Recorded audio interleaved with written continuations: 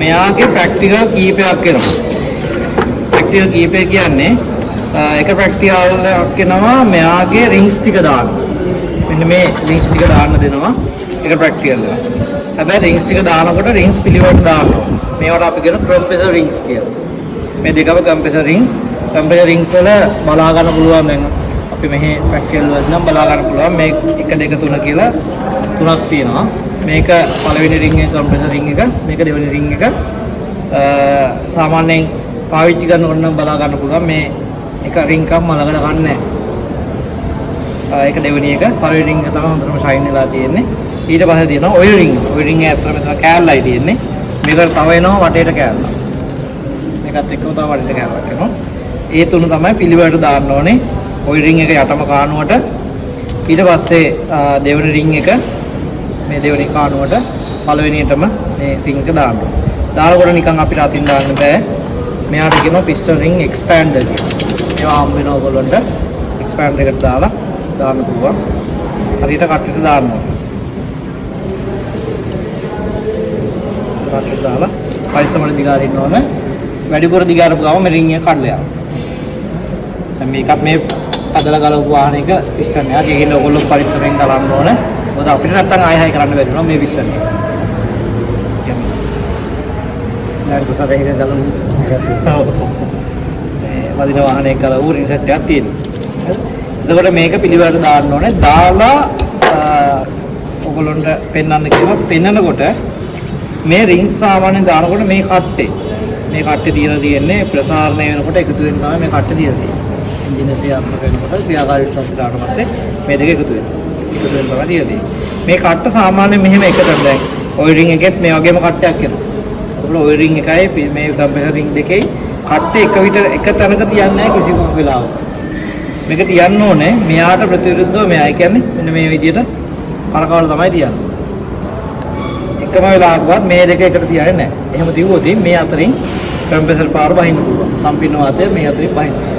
ඒත් එක්කම පිස්ටන් එකකට මේ වලු දාලා තියනකොට මෙන්න මේ පිස්ටන් පින් එක වැටෙන පැත්ත සහ මෙන්න මේ පැත්ත. මේකට අපි කියන ටස් සයිඩ් එක සහ නන් ටස් සයිඩ් එක කියලා. ටස් සයිඩ් එක සහ නන් ටස් සයිඩ් එක. ඒකට මේ පැති දෙකට හිටින්න තියන්නේත් නැහැ. ඒ කියන්නේ අපි ඩින් එක දැම්මට පස්සේ කට්ට මෙහෙම හිටින්න තියන්නේ නැහැ.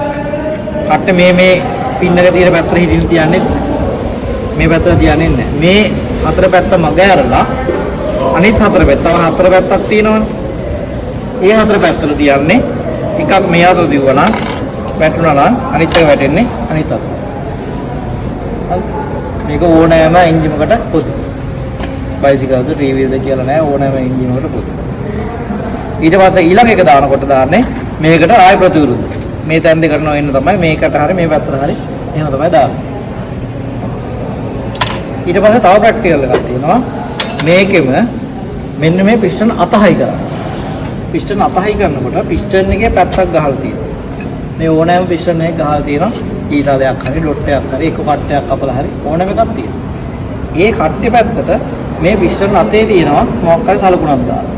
මේ ටිපෙක්ස් මාක් නෙමෙයි කම්පැනි මාක් මොනවා හරි වගේක් තියෙනවා. ඒ කම්පැනි මාක් ටික ඒ පැත්තට හිටින් තමයි දාන්නේ.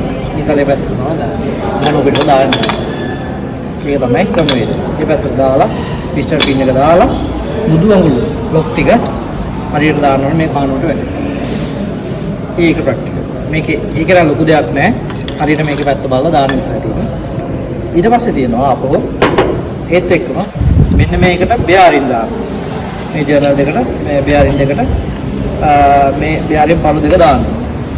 දාලා කැප් එක දාලා ටෝක් කරන්න. ටෝක් පිච් එක ආකාරයෙන් ටෝක් කරන්න.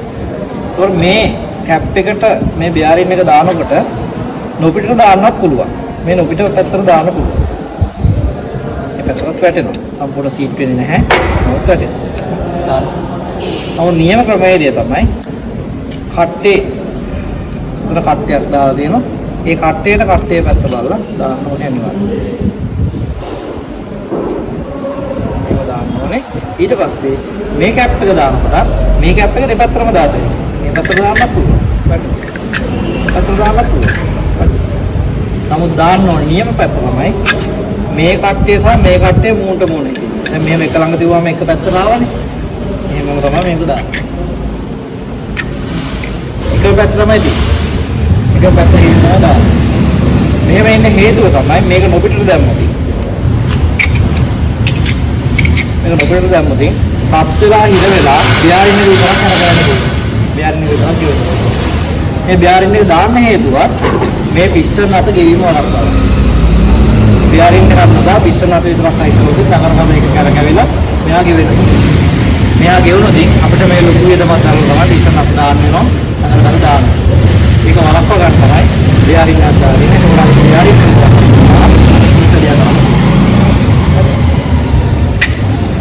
ඔය ටික තමයි මේකේ ප්‍රධාන ප්‍රැක්ටිකල් ටික.